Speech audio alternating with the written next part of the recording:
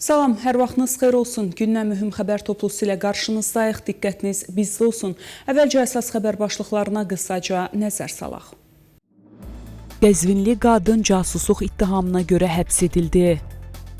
Nəzarət məntəqələrində Sepah tərəfindən 2 gənc öldürüldü. İnternetin bərpası hazırda ölkənin maraqlarına uyğun deyil deputatdan açıqlama. İran və ABŞ yaxın vaxtlarda razılığa gələ bilər, Reutersin açıqlaması. İrana $1 belə yoxdur, Fransa açıq dedi. İndi isə daha ətraflı. Qəzvin şəhərində casusluqda günahlandırılan qadın həbs edilib. Bu barədə İran mediası məlumat yayıb. Onun xarici mediaya video və həssas məlumatlar göndərməklə casusluq etdiyi bildirilib. İran televiziyasında qadının etiraf videosu yayımlansa da onun kimliyi barədə məlumat verilməyib. Son həftələrdə İranda nəzarət məntəqələrində bəsic və Sepah qüvvələri tərəfindən azı 2 gəncin öldürüldüyü bildirilir. Mənbələrin məlumatına görə qurbanlardan biri İsfahan vilayətinin Şahinşəhər şəhərindən olan Mortezə Mədədidir. O, martın 8-də bəsic nəzarət məntəqəsində açılan atəş nəticəsində sinəsindən vurularaq həyatını itirib. Məlumata əsasən, ailəsi hadisə ilə bağlı hüquqi addımlar atmağa çalışdıqdan sonra təzyiq və təhdidlərlə üzləşib. Ayrı bir hadisədə isə Mazəndaran vilayətinin şimalında yerləşən Ramsər şəhərində yaşanıb. Bir gənc nəzarət məntəqəsində saxlanıldıqdan və yoxlama zamanı etiraz etdikdən sonra həyatını yerli məlumatlara görə o, bəsic qüvvələri tərəfindən elektroşok cihazı ilə hücuma məruz qalıb və hadisə yerində ürək dayanmasından ölüb. Mənbələr əlavə edib ki, bu şəxsin ailəsinə də hadisəni ictimailəşdirməmək üçün təzyiq göstərilib. İranlı deputat bildirib ki, hazırki şəraitdə internetə çıxışın bərpası ölkənin maraqlarına uyğun deyil. Bunu parlamentin sosial komitəsinin üzvü Fəzlullah Rəncbər deyib. O, hakimiyyəti bizneslərə və vətəndaşlara dəyən zərərlərin kompensasiyasını ödəməyə çağırıb. Fəzlullah Rəncbər bildirib ki, kompensasiyalar Hörmüz boğazından əldə olunan gəlirlər, dondurulmuş vəsaitlərin azad edilməsi və iqtisadi əlaqələrin genişləndirilməsi hesabına maliyyələşdirilməlidir. Hazırki vəziyyətdə internetin bərpası ölkənin maraqlarına uyğun deyil, deyə o bildirib və əlavə edib ki, bu mərhələdə internetə çıxışın yenidən açılmasını dəstəkləmir. Davam edirik. Türkiyə 17 aprel tarixində Pakistan, Misir və Səudiyyə Ərəbistanının Xarici İşlər Nazirlərinin iştirakı ilə Antalya Diplomatiya Forumu çərçivəsində 3 günlük görüşə ev sahibliyi edəcək. Görüş İran müharibəsini dayandırmaq üçün diplomatik səylər çərçivəsində keçirilir və Rəcəb Tayyib Ərdoğanın çıxışı ilə başlayacaq.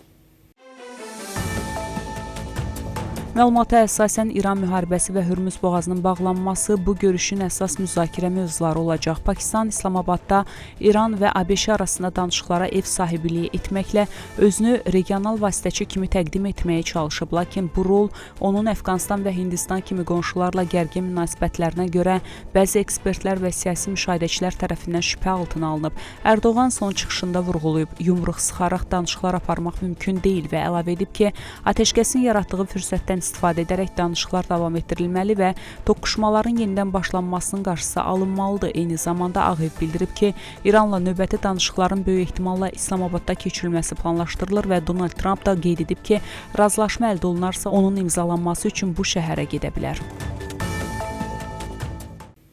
Aprelin 17-sində Antalyada Azərbaycan prezidenti İlham Əliyevin Şimali Kipr Türk Cümhuriyyətinin prezidenti Tufan Ərhürmanla görüşü olub. Dövlət başçısı Tufan Ərhürmana Şimali Kipr Türk Cümhuriyyətinin prezidenti seçilməsi münasibətilə təbriklərini çatdırıb.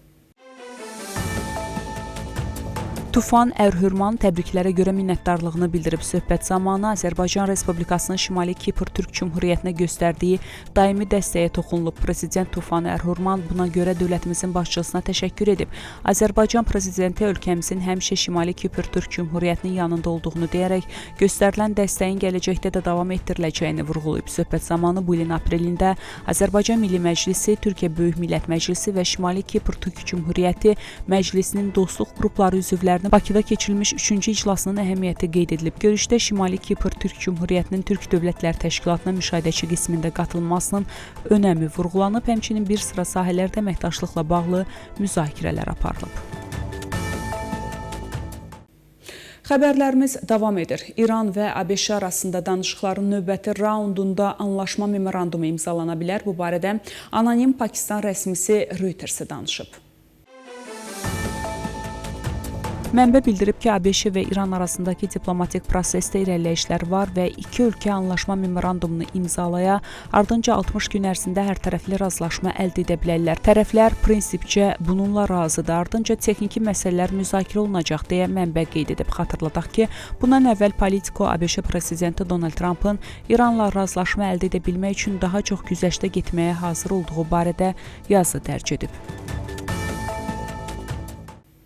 İsrail və ABŞ rəsmilərinin fikrincə, Livanda əsaslı dəyişiklik yalnız İran hakimiyyəti Hizbullaha dəstəyi dayandırdığı halda mümkün olacaq. Bu isə hazırki şəraitdə real görünmür. Bu barədə İsrail Hayom qəzeti Livan və İsrail arasında atəşkəsə dair hesabatında yazıb. Hesabata görə İsrail və ABŞ mənbələri vurğulayıblar ki, Tehranın dağıdıcı rolu və Hizbullaha davamlı dəstəyi Livanda siyasi dəyişiklik və davamlı sabitliyin qarşısındakı əsas maneədir. Hazırda bu vəziyyətin dəyişəcəyinə dair heç bir əlamət yoxdur. İsrail Hayom eyni zamanda qeyd edib ki, bütün bu maneələrə baxmayaraq, İsrail ilə Livan arasında mümkün razılaşma bir neçə ay ərzində imzalana bilər. Eyni zamanda bir ABŞ rəsmisi bu mediaya bildirib. Gözlənilir ki, bu yaxın həftələrdə Benyamin Netanyahu ilə Livan prezidenti arasında görüş keçirilsin. Bu görüş bölgədə gərginliyin idarə olunmasına yönəlmiş diplomatik səylərin bir hissəsi kimi qiymətləndirilir. Baxmayaraq ki, Tehranın müdaxilələrinin kölgəsi Livanın üzərində qalmaqda davam edir. İsrailin BMT-dəki səfiri Deni Danın Fox şəbəkəsinə müsahibəsində bildirib, Livan hökumətinin atəşkəsi icra etmə imkanları məhduddur, lakin biz Livanın müstəqilliyini və Hizbullah ilə İranın bu ölkədən çıxarılmasını istəyirik. Atəşkəsin qüvvəyə minməsi ilə eyni vaxtda İsrail ordusu açıqlayıb ki, qüvvələri Livanın cənubunda mövqelərində qalacaq və sakinlərdən Litani çayının cənubundakı ərazilərə qayıtmamağı tələb edib. Livan ordusu da insanlara cənub kəndlərinə qayıtmamaq və İsrail qüvvələrinin yerləşdiyi bölgələrə yaxınlaşmamaq barədə xəbərdarlıq edib. Həmçinin partlamamış sursatların mövcudluğu ilə bağlı xəbərdarlıq verib. Atəşkəs rəsmi olaraq gecə yarısından qüvvəyə minsə də, köçkünlərin nə vaxt geri dönəcəyi hələlik dəqiqləşməyib. The Times of İsrail qəzeti bu atəşkəsin icra mərhələsinə keçdiyini, lakin gələcəyinin hələ də qeyri-müəyyən olduğunu yazıb. Eyni zamanda İsrail Silahlı Qüvvələrinin baş qərargah rəisi 12 günlük müharibə və ABŞ ilə İsrailin İran əleyhinə birgə hücumlarına toxunaraq deyib, biz misilsiz güclə İran hakimiyyəti və onun illər boyu İsrailə qarşı qurduğu proksi strukturların əsas nüvəsinə zərbə vurduq və təhdidləri azaltdıq. Bu açıqlama İranın bölgədəki sabitliyi pozan roluna birbaşa işarə kimi qiymətləndirilir. Fransanın maliyyə naziri jurnalistlərə açıqlamasında bildirib ki, Hürmüz boğazı açıq olmalıdır, amma hər hansı qiymətə yox. Bu mövqe enerji baxımından həyati əhəmiyyət daşıyan bu keçid üzərində gərginliyin artdığı bir vaxtda səsləndirilib. Roland Lescure açıq şəkildə vurğulayıb, Hürmüz boğazından keçmək üçün $1 belə ödəmək istəmirəm. Bu su yolundan keçid üçün pul ödəməyəcəyik. Bu açıqlama Avropanın bu marşrutda hər cür təzyiq və şantaja qarşı olduğunu göstərir. Bu sözlər Fransa prezidenti Emmanuel Macron və Böyük Britaniyanın baş naziri Keir Starmerin cümə günü keçiriləcək görüşü ərəfəsində səsləndirilib. Görüşdə sabit atəşkəsdən sonra Hürmüz boğazında gəmiçiliyin gələcəyi müzakirə olunacaq. İran bundan əvvəl açıqlamışdı ki, Hürmüz boğazından keçən neft üçün hər barelə $1 rüsum tətbiq olunur və bu ödənişlər əsasən rəqəmsal valyutalar vasitəsilə alınır. Tehranın beynəlxalq ticarətə təzyiq aləti kimi qiymətləndirilir. Eyni zamanda dünyanın 7 ən böyük iqtisadiyyatının maliyyə nazirləri və Mərkəzi Bank rəhbərləri Vaşinqtonda keçirilən G7 toplantısından sonra yaydıqları bəyanatda vurğulayıblar. Yaxın Şərqdəki müharibənin qlobal iqtisadiyyata təsiri təcili və sərt şəkildə məhdudlaşdırılmalıdır. Bu xəbərdarlıq İranın gərginlik yaradan siyasətlərinin qlobal nəticələrini bir daha önə çıxarır. Belə hörmətli tamaşaçılar, bugünə çatdıracağım əsas xəbərlər bunlar idi. Görüşmək ümidi ilə salamat qalın.